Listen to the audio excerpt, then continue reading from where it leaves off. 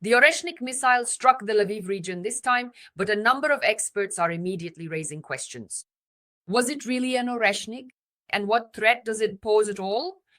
So, the Oreshnik, a medium-range ballistic missile that has been talked about so much, has long become one of the main newsmakers of Russia's war against Ukraine.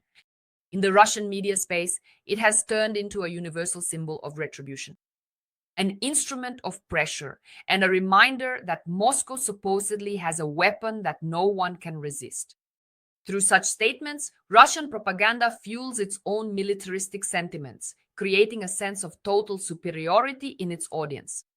In Ukraine, however, the word Oreshnik has gradually taken on a different, almost folkloric character. It was met with irony, jokes, and memes. You can see one of them on your screens right now. Our response to the Oreshnik is hazelnut candies. Based on the Russian authorities' complex, it has become a generalized symbol of the Russian leadership's attempts to make demonstrative threats while failing to achieve the declared result. That is why every new incident involving the Oreshnik is perceived simultaneously as a danger and at the same time as another topic for sarcastic discussions on social media.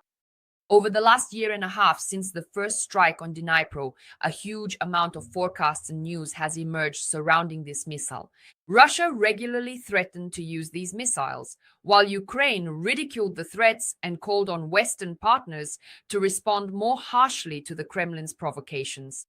In fact, the video you're seeing on your screens now shows one of those attacks, of which there have only been 2 in total. So, Ukraine called on its Western partners to react more harshly. On January 8th, the Oreshnik missile was used again. The target was the Lviv region. However, the same scale as in 2024 was no longer observed in the Russian propaganda space.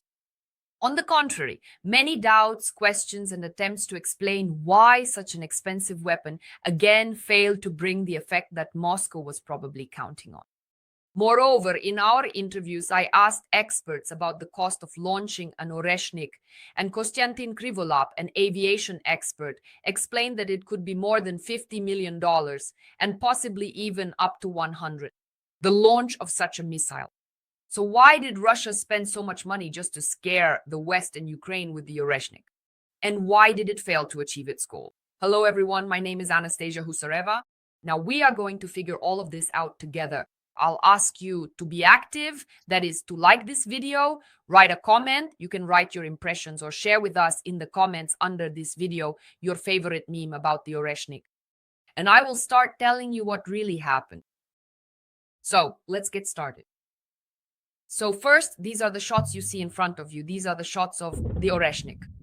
Around midnight on January 8th, Russia carried out the second strike of the entire war on Ukrainian territory with a medium-range ballistic missile, the Oreshnik. If in the fall of 2024 the target was Dnipro, this time Russia attacked the territory of the Lviv region. Almost immediately after the air raid alert was announced, Lviv residents heard a series of explosions. This is the video that was spreading online.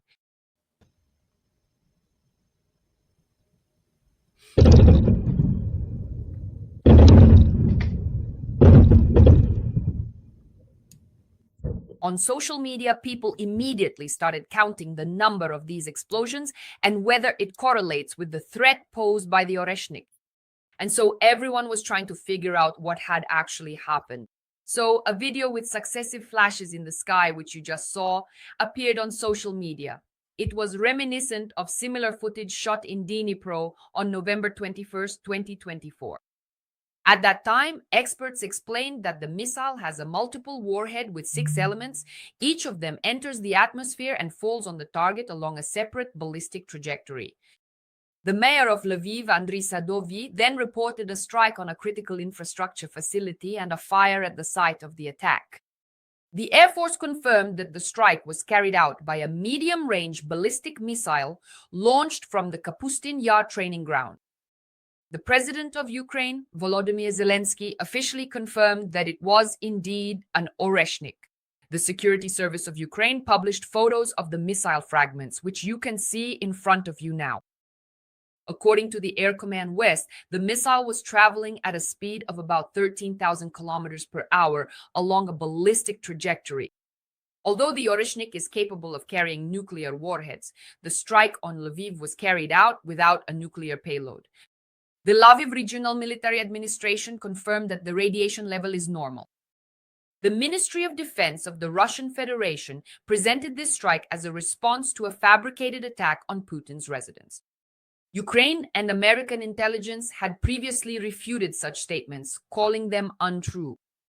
The Russian agency claimed that during a massive overnight attack using Shaheds, Oreshnik, and Kaliber missiles, drone production facilities and Ukraine's energy infrastructure were supposedly hit.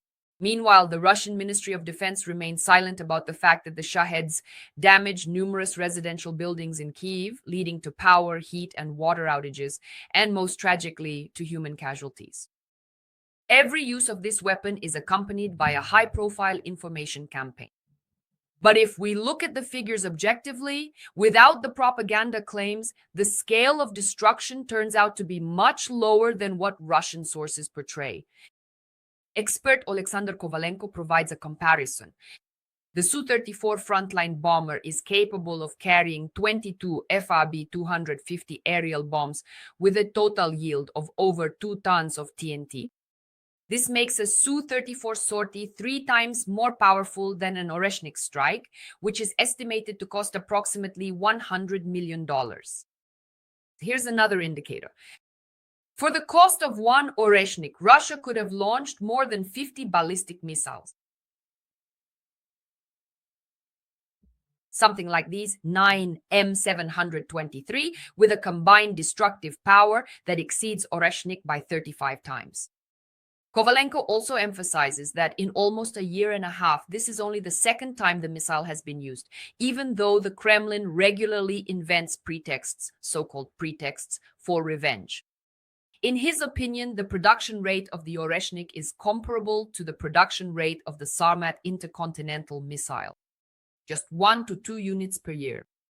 And the use of the missile, in his assessment, was not aimed at achieving a real military result, but rather at a demonstrative attempt to intimidate Ukraine and the West. The publication Defense Express analyzed the strike and came to a conclusion. Well, they reached conclusions that call into question the combat effectiveness of the kinetic version of the missile. Experts note that the video shows the entry of 6 warheads without any subsequent detonation.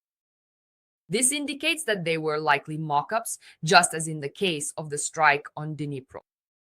Comparing the Oreshnik with the Soviet RSD-10 Pioneer, experts recall that for a similar warhead weight, the Pioneer carried only 3 individually targeted blocks, each weighing 290 kilograms.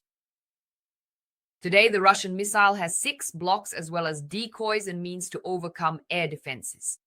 This means that the weight of each block is significantly smaller, likely around 150 kilograms.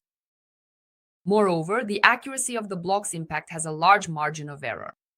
For Soviet technologies, it could reach 300 to 500 meters. Even under ideal conditions, we are talking about a dispersion of about 100 meters. For a nuclear strike, such an inaccuracy is not critical, but for a non-nuclear strike, it practically nullifies the entire point of using such a missile. Defense Express also considers a possible purpose for this launch, testing not the missile itself, but the reaction of European missile defense systems. Today, there are 3 top-tier missile defense systems operating in Europe. Aegis Ashore, that's in Poland, the same one in Romania, and the Israeli Arrow 3 system in Germany. The interception range of this Arrow 3, which can be translated as Arrow, is up to 2,400 kilometers. And the radar station ELM 2080 is capable of detecting targets at a distance of 900 kilometers. You can see it in front of you now. Next, from Lviv to the German Arrow 3 position is approximately 800 kilometers, which allows the system to fully track the final trajectory of a Russian Federation missile. In addition, the US and NATO were to be notified of the launch of a medium-range ballistic missile. Such is the existing procedure. This means that the Oreshnik's trajectory was monitored by all three anti-missile defense systems. Russia could have used the launch to analyze the performance of these systems using its own signals intelligence assets. However, as experts clarify, one should not underestimate the important flight analytics of Putin's missile flagship for NATO itself. So friends, this is the information we can share with you as of right now. I hope that this story about Oreshnik has become a little clearer for you. If not, please write any questions you have left in the comments under this video. I ask you to leave likes and subscribe to our channel, and we will see you in our next broadcasts. My name is Anastasiia Husarieva. Please take care of yourselves and wash your hands with soap. Bye-bye, everyone.